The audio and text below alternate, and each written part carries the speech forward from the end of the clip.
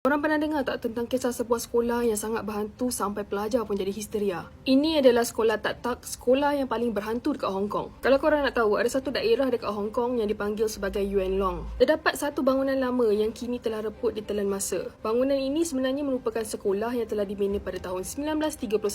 Tetapi sejak ia ditutup pada tahun 1998, tempat ini menjadi hebohan orang ramai kerana kisah seramnya. Ada yang kata sekolah ni telah dibina di atas tanah yang merupakan perkuburan mangsa-mangsa korban sewaktu Perang Jepun. Tetapi, kisah yang paling terkenal adalah kisah tentang seorang guru yang dikatakan telah membunuh dirinya di dalam tandas. Ada yang kata guru tersebut telah dibunuh waktu Perang Jepun dan ada juga yang kata yang guru tersebut sebenarnya telah dirasuk lalu membunuh dirinya. Rata-rata kisah seram yang diceritakan penduduk setempat ni mempunyai satu persamaan, iaitu mereka melihat kelibat seorang wanita yang berambut panjang dan memakai baju gaun berwarna merah. Jadi kenapa rata-rata penduduk setempat mengaitkan kelibat wanita tersebut dengan guru yang telah membunuh dirinya? Ini kerana sewaktu guru tersebut dijumpai menggantung di dalam tandas, dia memakai gaun berwarna merah. Dan kalau korang nak tahu juga, pada tahun 2001, ada sekumpulan pelajar yang menceroboh masuk untuk melihat sama ada ini adalah kisah seram yang dimomokkan oleh penduduk setempat atau sekadar mitos. Dan korang nak tahu ke apa yang terjadi pada pelajar-pelajar tersebut? Ada yang telah dirasuk dan pengsan, dan ada yang menjerit ketakutan seakan-akan melihat sesuatu. Sehingga ke hari ini, sekolah Tak-Tak masih kosong dan ditinggalkan terbengkalai begitu saja. Kalau korang berani, cubalah bermalam dekat sana.